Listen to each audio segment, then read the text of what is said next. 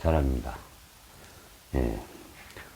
지난 편에 그 강의를 하면서 이번 주에 대한 강의를 예고를 해 드렸는데 거창하게 그 북한에 이 북한에 이제 우리가 소위 말하는 지도자 김정은에 대한 이제 사주를 대만에서 그 저자가 이제 그 책을 만들면서 공개한 내용이 있어서 이렇게 이제 다시 한번 이렇게 이제 말씀을 드리는 건데, 사실 제가 이제 강의를 하면서 여러 차례 말씀을 드렸지만은 실질적으로 정확한 사주를 가지고 그 사람의 그 인생 경로를 살피는 것이 이제 사주팔자, 즉 명리학인데, 그냥 보통 우리가 대충 이렇게 감을 잡아서 한다든지 누구의 이야기를 듣고 한다든지 아니면 그럴 거라는 가정하에서, 이 가정하에서 이제 이 날짜를 이렇게 이제 맞춰가지고 하는데 그런 경우가 있습니다. 사실 그것은 사주를 공부하고 연구하는 명리학자로서는 아무런 의미 없는 사실 일입니다. 정확하지 않는 사주를 가지고 강의를 듣고 있는, 그리고 명리학을 이제 배우자 하는 사람들에게 그전에도 말씀을 드렸지만 이제 이 혹세무민하는 그런 이제 상황이 발생될 수가 있어요. 우리가 이제 과거의 그 명리학 서적을 보게 되면은 여러 가지 다양한 그런 이제 명리학의 그 분야별로 나누면서 그에 해당되는 유명한 황제라든지 또 우리나라의 누구누구 또 누구누구에 대해 명리학을 강의하면서 이제 그런 사주를 가지고 이제 설명을 하는데, 소위 말하는 때려 맞히는 이야기, 사후락박문 이런 식으로 돼가지고 보통 강의를 하는 경우가 상당히 많아요. 예. 그래서 그런 사주보다는 우리 민초들의 사주가 더욱더 중요하다고 저번에 말씀을 드렸듯이, 지금도 제가 이제 이렇게 말씀을 드리려고 하는 것은 이제 어느 책에, 중국의 대만입니다. 대만의 그 명리학자가 이제 만드는 책자의 를 살펴보다가 우연치 않게 요 위에 보시면은 조선광인이라는 이제 표현을 써가지고 이제 하나의 사주를 풀이해 놓은 것이 있어요. 그래서 이제 조선광인? 조선의 소위 말해 이제 우리나라 말로 표현한다면 조선의 미치광이 이렇게 이제 표현을 할 수가 있겠죠. 그래서 이제 유심히 들여다 보니까 1984년 1월 8일 유시생인 김정은이란 이름까지 거론을 하면서까지 이렇게 이제 풀어놨더라고요, 사주를. 그래서 물론 그거에 대해서 이제 들여다 보았지만은 실질적으로 가장 중요한 것은 이 사주가 맞느냐. 1984년 1월 8일 유시생이라고 되어 있는데 과연 이것은 어디서 수집을 했고 또 누구한테 들어서 정확한 사주를 가지고 해야지만이 그 사람의 인생 경로가 나오는 건데, 이렇게 대충 소위 말하는 이제 시샘말로 때려 맞춰가지고 이렇게 한다면은 그건 사주에 의미가 있고 또 의미도 없고, 또 사주쟁이는 절대로 소위 말하는 그 명리학자들은 그렇게 얘기를 해서는 안 되는 겁니다. 정확한 사주를 가지고 논해야지, 그래야지 인생 경로를 정확히 끄집어내서 그 사람에게 카운셀러 역할을 하는 겁니다. 그렇지 않고 이것이나 저것이냐 아니면 이쪽이냐 저쪽이냐 이렇게 따져보면서 그냥 그 상담을 하러 온 사람의 눈치를 보거나 아니면 그 사람의 그 의견을 들어서 이렇게 대충 이렇게 구렁이 다 넘어가듯이 이게 넘어가서 사주를 본다면은 그것은 공부에 대한 어떤 기본적인 그 자세가 되어 있지 않다고 볼 수가 있습니다. 소위 말하는 혹세무민의 길로 갈 수 있는 확률이 상당히 높다라고 감히 말씀을 드리는 겁니다. 그래서 저도 조심스럽게 이 조선광인이라는 그런 제목을 가지고 이제 이렇게 이제 명조를 만들어 봤어요. 이 명조는 제가 만든 것이 아니라, 물론 이 날짜를 가지고 이렇게 명주가 나온다는 것은 명리학자들은 누구나 이제 뭐 다 알 수 있는 거기 때문에 그래서 난명 이렇게 해가지고 이제 개년, 을추월, 신축일, 정유시 이렇게 되어 있습니다. 유시생이라고 이제 미리 써놨기 때문에 물론 정유시가 이렇게 해놨는데 만세령을 통해서 이걸 다 확인할 수 있는 거기 때문에 뭐 이거에 대해서는 뭐 틀림이 없다고 하겠지만은 가장 중요한 것은 과연 이 날짜가 맞느냐. 하루나 시가 틀리게 되면 이 사람의 인생 경로가 완전히 바뀔 수가 있기 때문에 그걸 가지고 이 사람을 감히 논한다는 것은 어불성설이 될 수가 있겠죠. 그래서 뭐 쉽게 접근한다는 것이 굉장히 어렵다는 거고, 그래서 그렇지만은 그래도 일단 거기에 나와 있는 책을 토대로 해서 한번 이것이 김정은 그의 사주가 됐든 아니가 됐든 간에 이날 태어난 그런 사람의 사주는 어떤가, 그것도 연구 공부하는 하나의 방법이 될 수 있다고 생각을 해서 이렇게 이제 말씀을 드리는 겁니다. 물론 이 김정은의 사주가 아니더라 하더라도 또 이렇게 태어난 사주는 또 어떠한 인생 경로를 걷고 있는지 우리가 또 살펴볼 수 있는 하나의 자료가 될 수 있다 라고 생각을 해서 이렇게 이제 꺼집어내서 여러분들에게 한 2편이나 한 3편에 걸쳐서 이렇게 이제 설명을 이제 드리고자 하는 겁니다. 그래서 첫 번째 이제 그래서 이 부분은 이제 그대로 원서에 써 있는 것을 이제 제가 그대로 인용을 해가지고 옮겨놓은 거고, 원서에는 요까지만 돼 있습니다. 대운에서. 대운에서의 1, 10일, 20일, 30일, 이제 10년마다 운이 바뀌게 되는데, 갑자, 개해, 임술, 그러고 신유로, 요까지만 이제 책에서는 돼 있습니다. 왜냐면 이후에 대해서는 아직 진행을 안 했고, 물론 이후도 설명을 다 할 수가 있겠죠. 그러나 이 책을 만든 사람은 이제 요 부분에 해당되는 상황에서 만들었기 때문에 요까지만 작성을 해 놓은 것 같습니다.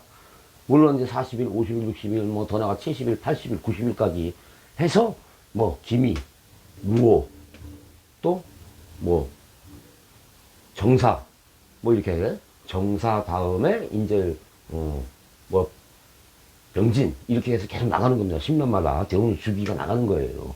이것은 이제 연이 개면도 양남 음순으로 되어 있기 때문에 이제 요 을칙을 기준으로 해서 역순으로 해서 아주 나가는 대운입니다. 나중에 여러분들에게 사주의 구성을 설명할 때 대운이 어떻게 이루어지고 어떻게 성립이 되는가에 대해서 이제 또 설명을 드리면 쉽게 이해할 수 있는 부분이라고 말씀을 드립니다. 자, 그러면은 이러한 사주를 갖고 나서 이제 과연 우리가 어떻게 풀이를 해야 되는 건가 상당히 중요한 거죠. 그러한 그 사주를 풀이하는 과정에서 이 사주라는 것은 제가 이제 가끔 여러분들에게 말씀을 드리지만요, 사주는 어떤 윤리나 도덕, 이 도덕의 관념이 아니에요.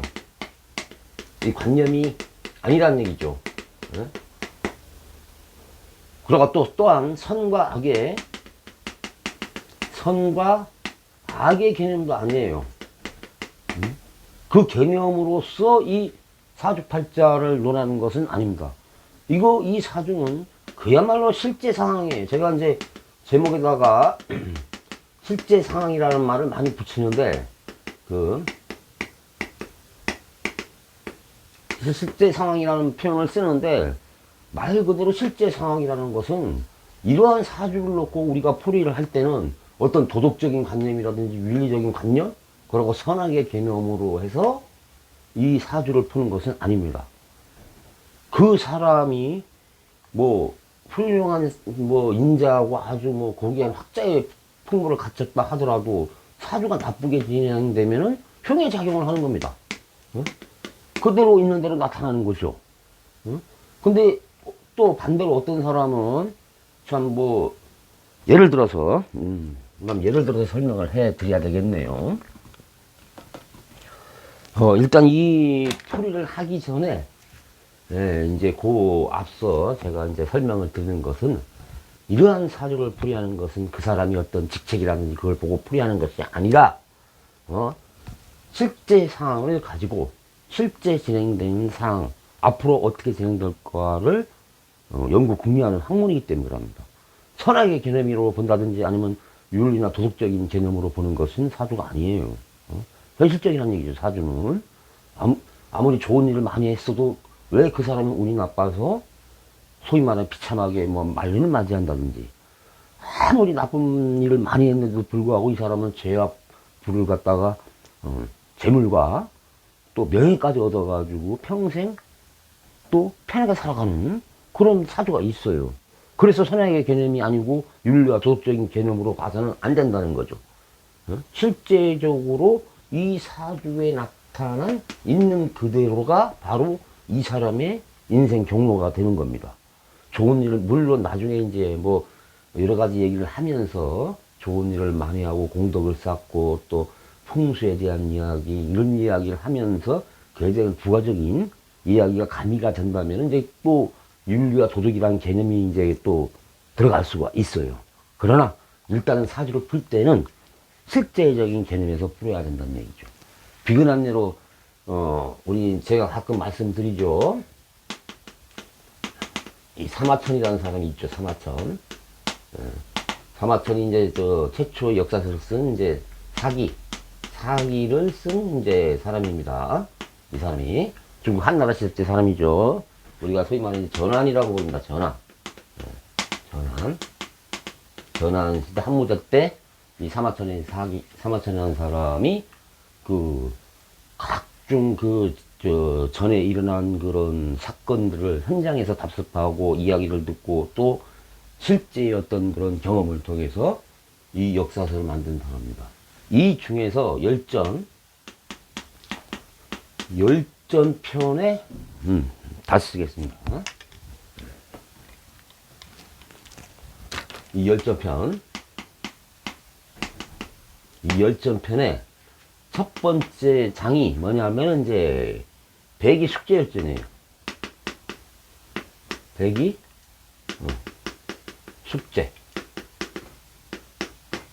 숙제열전이라는 것이 있을 겁니다. 아마 여러분들도 많이 백이 숙제에 대해서 들어봤을 거예요. 중국이 어떻게 보면 한 불사 이군 두 임금을 섬기지 않고 자기 소신대로 이 수양산에 들어가서 고사를 꺾어 먹다가 굶어 죽었다는 그런 유명한 일화를 남긴 사람입니다. 그래서 강직하고 또 충성심이 강하고 선비다운 기질을 가지고 있다 라고 표현할 때는 우리가 보통 백이 숙제에 대해서 말씀을 드립니다. 이 백이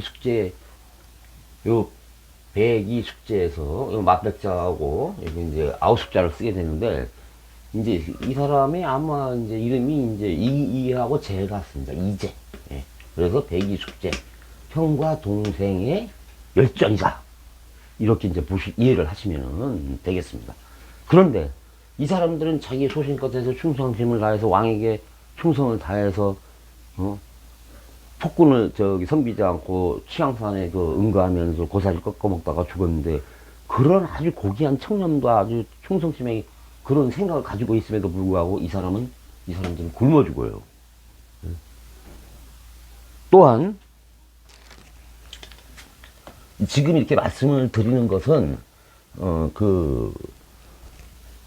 사마천의 사기 백이 숙제 열전에 나오는 내용을 일부 제가 이제 발췌를 해서 하는데 이 백이 숙제 열전에서 사마천은 또 하나 사람의 예를 비교를 합니다. 일단 여기에 백이 숙제 있죠. 여기 오랑캐입니다. 백이하고 이제 동생 숙제하고 백이 숙제 열전에서 이 사람의 그런 어떤 고귀한 성품을 이야기하면서 반대에 대한 사람의 이야기를 하고 있어요. 반대가 누구냐? 바로 그 유명한 도척이라는 사람입니다. 이 도척이 누구냐? 이렇게 쓰겠습니다. 도척. 아주 춘추 전국 시대에 중국에 아주 유명한 아주 무례한 아주 요새로 말하면 뭐라고 그럴까요? 뭐 아주 악질. 그러한 삶을 살아가는 사람. 유명한 도척이고 그 희하의 수천 명의 그런 어떤 지금으로 말하면 이제 그런 어떤 그 깡패 집단의 이제 뭐 보스였죠. 보스. 이 사람이. 수천 명의 어떤 그런 이제 뭐 깍두기를 소위 말하는 이제 그런 사람들을 거느리고 살아가는 사람이에요. 근데 이 사람의 행태를 거기서 낱낱이 기록을 하고 있는데 이 도척이라는 사람은 뭐 자기가 마음에 들지 않으면 사람을 죽여가지고 배를 갈라서 간을 꺼내서 회를 먹었다. 회를 처먹었다. 뭐 이런 내용까지가 이제 사마천의 사기에 기록이 되어 있어요. 그런데 이 사람은 평생을 그 당시의 나이로 아주 오랫동안 건강하게 그리고 풍요롭게 이런 보스로서의 그런 그 밑에 있는 그런 사람들의 존경과 아니면 뭐라고 할까요? 또 도움을 받으면서 평생을 잘 먹고 잘 살다가 소위 말하면 이제 호의호식하다가 걔가 돌아갔어요. 죽었단 말이에요. 그렇게 했는데 만일에 윤리와 도덕적인 개념으로 얘기한다면 예를 든다면 윤리와 도덕적인 뭐 얘기를 한다면은 백이숙지일정 같은 사람은 어떤 윤리에 대한 거나 도덕적인 관념에 대해서 상당히 강하게 작용을 할 수가 있겠죠. 그러고 이 도척이라는 사람은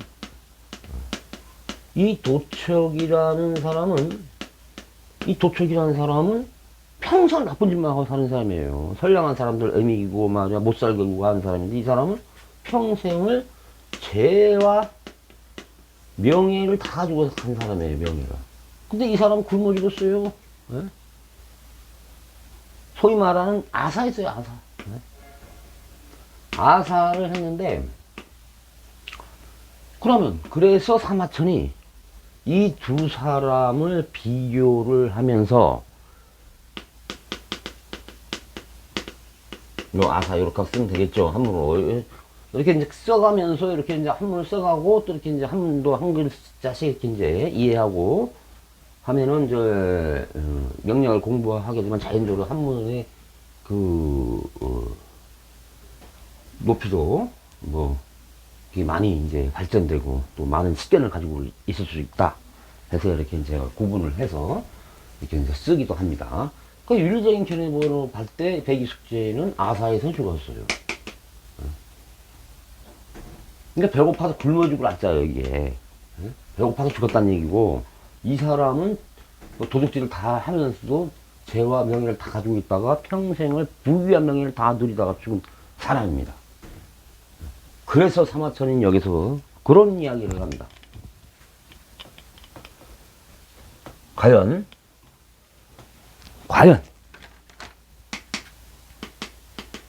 하늘에 도가 있는가?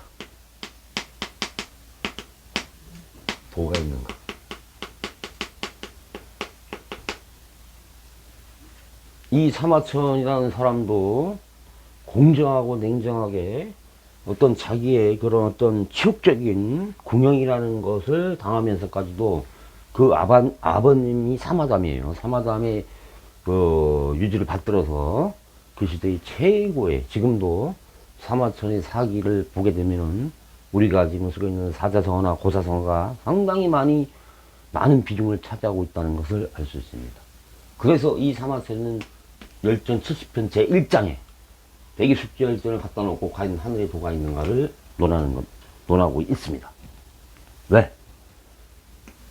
우리가 말하는 윤리적인 개념에서 볼 때 백이숙제는 아주 높은 그런 어떤 고위의 어떤 그런 윤리와 청렴도를 가지고 있는 사람이고, 도척이라는 사람은 소위 말하는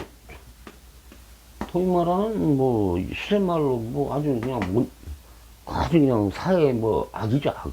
그런 사람은 평생 명예를 가지고 놀았어요. 응? 명예. 재물이죠, 재물. 응? 소위 말하는 부귀를 다 가지고 놀았다고 보시면 돼요. 부귀. 응? 그래서 사마천이 여기서 과연 하늘에 도가 있는가? 라고 의문을 던지고 있습니다.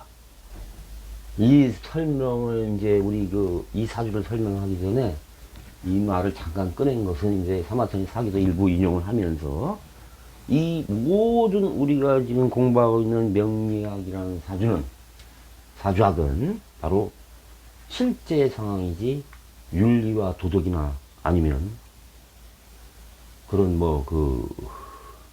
어떤 고귀한 성품 그런 것이 아니라는 겁니다. 그래서 사마천이라는 사람은 바로 이 두 사람을 비교를 하면서 하늘에 도가 있는 거야. 도대로 살면은 과연 평생을 안전하고 편안하게 살 수가 있는 건지. 이렇게 나쁜 짓을 해도 명예롭게 사는 사람을 보니까 이 도에 대해서 의문을 가지게 된 겁니다. 사주팔자도 마찬가지라는 뜻으로 이 부분은 이제 여러분들에게 살짝 이렇게 말씀을 드리게 된 겁니다. 자, 그러면은 실제 상황이라고 이제 말씀을 드렸잖아요. 그 이야기는 또 다음 편에 계속해서 이어서 말씀을 드리는 걸로 하겠습니다. 네, 다음 편에 뵙겠습니다.